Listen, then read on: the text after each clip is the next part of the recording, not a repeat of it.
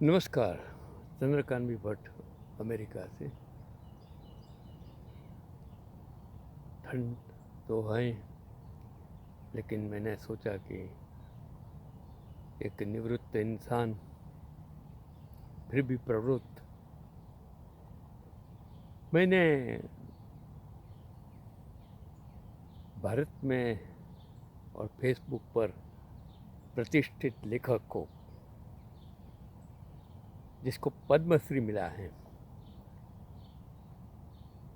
उसको एक articles video में उनको मैंने लिखा, परिस्थिति के बारे में, भारत की न्यायतंत्र के बारे में लिखा।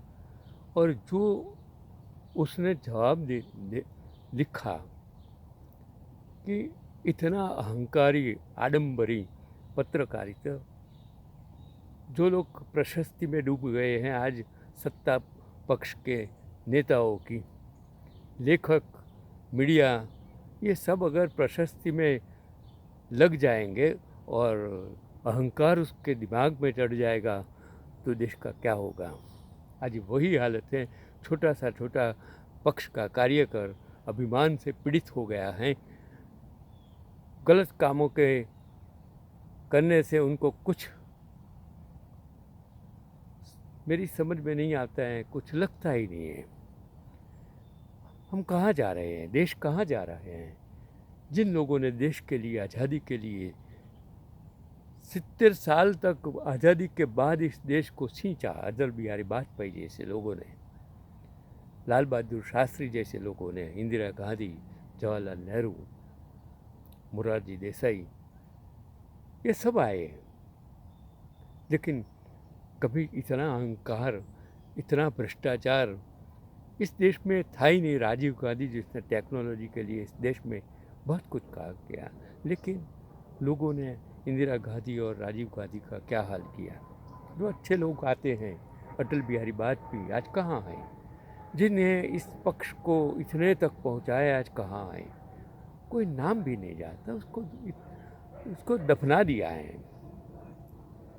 सिर्फ प्रशस्ति के लिए आप दूसरे को गलत साबित करने लग जाएंगे, अहंकार से उसके लिए अभद्र भाषा, और इन लोगों को बदनाम करने के लिए जो आज कर रहे हैं, मुझे दर्द होता है। चलो जाने दो। मैं इसके लिए कहता हूँ कि आज भारत में जो मैंने आर्टिकल्स पढ़ा, जो आप तक पहुँचाने की मेरी कोशिश है, मैं आप सबको एक नम्र विनंती करता हूँ, अगर आपको लगता है आप पढ़िए, नहीं पढ़ना है मुझे कोई फ़र्क नहीं पड़ता है। मुझे पैसा आपके पास लेना नहीं है, आपको पैसा देना नहीं है। आपको अगर आप भेजेंगे किसी को तो अच्छा लगेगा। मैं तो एक निवृत्त इंसान, मेरी ज़िंदगी शिक्षक होने के नाते कितने लड़कों को पढ़ाया, बैंक में मैं MD रहा, टेक्सटाइल में काम किया, लायंस क्लब में मोर देन 50 आइस कलेक्ट की। ये सब काम मुझे अच्छा लगता था। ये मैं कोई फुलहार करने के लिए, सत्ता के लिए, प्रशस्ति के लिए, नाम करने के लिए मैंने नहीं किया है। आप भी कर सकते हो। ब्लड डोनेशन प्रोग्राम्स भी करता था। यहाँ भी सीनियर सिटीजन एसोसिएशन बहुत सारा काम किया, लेकिन किसी को कुछ काम करना ही नहीं है। लोग किस तरह जो काम करने वाले हैं उसको परेशान करना, उसे उधार देना, यही आज की पॉलिटिक्स मुझे अच्छा नहीं लगता है। चलो जाने दो। तो अब मैं बात करता हूँ भारत में जो रेलवे जो हैं, वो आज आप जानते हो कौन लाया है। आप कहेंगे कि ये ब्रिटिश लाए। आपका जवाब, वो लोग भी कहते हैं, मैंने खुद पढ़ा कि भाई ये ब्रिटिश लाए थे, लेकिन जब मैंने ये आर्टिकल्स पढ़ा तब मुझे लगा कि आप लोगों को भी जानने की ज़रूरत है कि अंग्रेज सिर्फ एक विक्रेता थे। यह एक भारतीय जैन का भारत में रेलवे लाने का सपना था। भारतीय गरिमा को छिपाने के लिए हमारे देश की सरकारों का इतिहास के साथ साथ प्रमुख और गंभीर छेड़छाड़ की, और आज तो ये छेड़छाड़ इतनी कर दी है इस दशक में। भारत का नक्शा, भारत का इतिहास, भारत का मीडिया, भारत की लोकशाही भारत का न्यायतंत्र ख़त्म करने की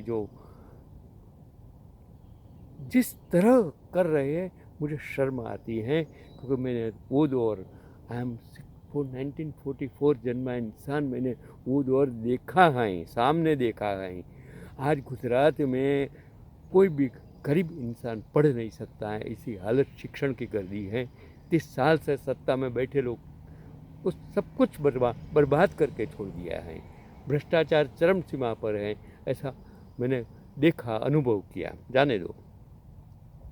हर कोई भारत में रेलवे शुरू करने का श्रेय देता है, लेकिन शायद बहुत कुछ कम लोग जानते हैं कि जगन्नाथ शंकर शेठ मुकुटे जैन के योगदान और कड़ी मेहनत को आपको जानना चाहिए।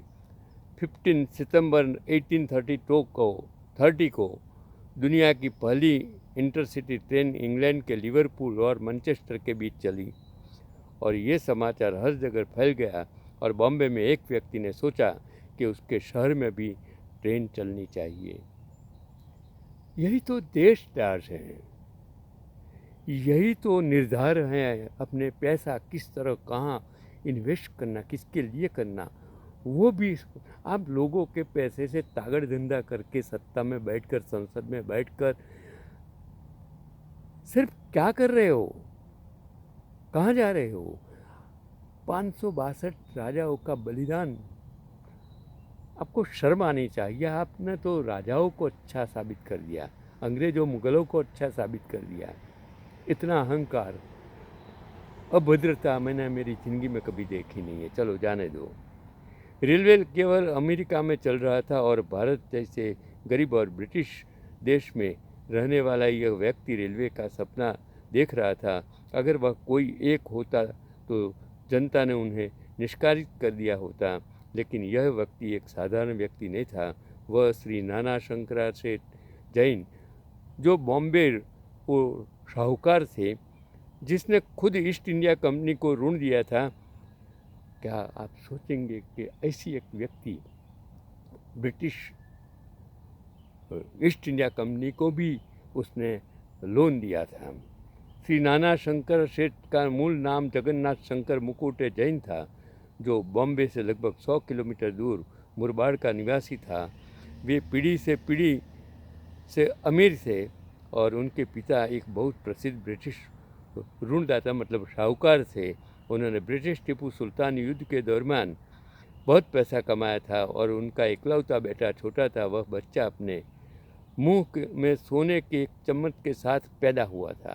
हम कहते हैं आज धीरूभाई अंबानी, उसके बेटे सोने के चम्मच के साथ पैदा हुए हैं, लेकिन वो देखो बिल्ला और ताता, जिन लोगों सच्चे देशभक्त धनाढ्य लोग ये थे, इन लोगों में जो देशभक्ति रग रग में भरी हुई थी, आज वो इस इंडस्ट्रियलिस्ट के रगों में कहीं भी, ये तो चूसते हैं, लोगों का खून चूस रहे हैं।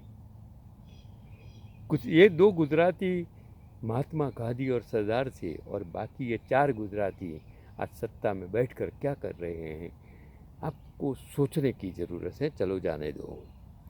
लेकिन न केवल धन बल्कि ज्ञान और आशीर्वाद के हाथ भी उनके सिर पर था। पिता ने एक विशेष शिक्षक रखकर अपने बेटे को अंग्रेजी आदि सिखाने की व्यवस्था की। अपने पिता की मृत्यु के बाद उन्होंने पारिवारिक व्यवसाय को बढ़ाया, जबकि दुनिया के कई देश अंग्रेजों के झुकाए ब्रिटिश अधिकारी छोटे शंकर के आशीर्वाद के लिए अपने पैरों को रगड़। ये ऐसा बंदा था तो उसके सामने अंग्रेज भी सिर नतमस्तक खड़े हो जाते थे। ऐसा इंसान था। आज तो देखो लोग, मुझे शर्म आती है कि पद्मश्री जैसे पढ़े लिखे, उसकी अभद्र भाषा मैंने जब उसका जवाब, तो मेरा दिमाग कि ये क्या हो रहा है। ये लेखक अगर जो सत्ताधारी लोगों की प्रशस्ति में लग जाएगा, मीडिया अगर प्रशस्ति में लग जाएगा, तो लोकशाही का क्या होगा। न्यायतंत्र प्रशस्ति में लग जाएगा, उनकी फेवर के जजमेंट देने लग जाएगा, तो इस देश की लोकशाही का क्या होगा, गरीब लोगों का क्या होगा, वो आपको सोचने की ज़रूरत है। तो अंग्रेज भी उसके दोस्त हो गए थे, उसके सामने नाक रगड़ते थे। तो Bombay university, Elphinstone college, grant medical college, law college, J school of arts, Bombay में लड़कियों के लिए पहला स्कूल युवा और बॉम्बे विश्वविद्यालय द्वारा स्थापित किया गया था। और श्री नाना के शंकर सेठ जय ने बॉम्बे में एक रेलवे शुरू करने के बारे में सोचा। यह 1843 का साल था जब वह अपने पिता के दोस्त सर जमशेदजी जीजी हॉय उर्फ जे के पास गया। श्री नाना ने पिता की मृत्यु के बाद वह श्री नाना के पिता की तरफ थे। उन्होंने अपने विचार सर जे को बताया। उन्होंने इंग्लैंड के प्रसिद्ध कोर्ट में न्यायाधीश सर थॉमस एस्किन पेरी की भी राय ली कि क्या बॉम्बे पाले में रेलवे शुरू किया जा सकता है। वो विचार से भी आश्चर्यचकित थे। तीनों ने एक साथ भारत में भारतीय रेलवे एसोसिएशन की स्थापना की। और उस समय ब्रिटिश सरकार को भारत में रेलवे बनाने को कोई अंदाज नहीं था, लेकिन जब श्री नाना शंकर सेठ, सर जे और सर पेरी जैसे लोगों ने कहा कि ये काम में गंभीरता से रुचि रखते थे तो उन्हें ध्यान देना था। तो 13 जुलाई 1844 को कंपनी ने सरकार को एक प्रस्ताव प्रस्तुत किया और बॉम्बे से रेल ट्रैक को कितना दूर रखा जा सकता है, इस पर एक प्रारंभिक रिपोर्ट का आदेश दिया गया था। और इसके बाद बॉम्बे कमेटी का गठन किया गया। नाना ने कुछ अन्य बड़े ब्रिटिश व्यापारियों, अधिकारियों और बैंकरों को इकट्ठा किया और ग्रेट इंडियन रेलवे की स्थापना की, जिसे आज भारतीय रेलवे के रूप में जाना जाता है। भारत में 16 अप्रैल 1853 को 3:30 बजे पहली ट्रेन बॉम्बे में बुरीपोर्ट स्टेशन से ठाणे के लिए रवाना हुई। ट्रेन में 28 कोच और 3 लोकोमोटिव इंजन थे, जिसे इनकी पहली यात्रा के लिए विशेष फूलों से सजाया गया था। और इस ट्रेन के यात्रियों में श्री नाना शंकर सेठ और जमशेदजी जीजीभाई टाटा शामिल थे। यही है भारत का सच्चा इतिहास। यही वो लोग हैं, भारत के पनौते पुत्र, जिसके रगों में ऐसी देशभक्ति भरी थी। आज वो कहाँ, देशभक्ति कहाँ ख़त्म हो गई। मैं हर संस्थानों में यही देख रहा हूँ कि सत्ता के लिए साठ मारी करने वाले भ्रष्टाचारी लोग पैसा खाने के लिए इन संस्थानों को ख़त्म कर रहे हैं।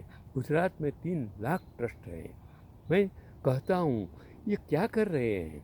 मेरे अजीज वडील मित्र चैरिटी कमिश्नर एक्स शुक्ल साहब यशवंत भाई, मैं उसको सलाम करता हूँ, उसने बहुत काम किया।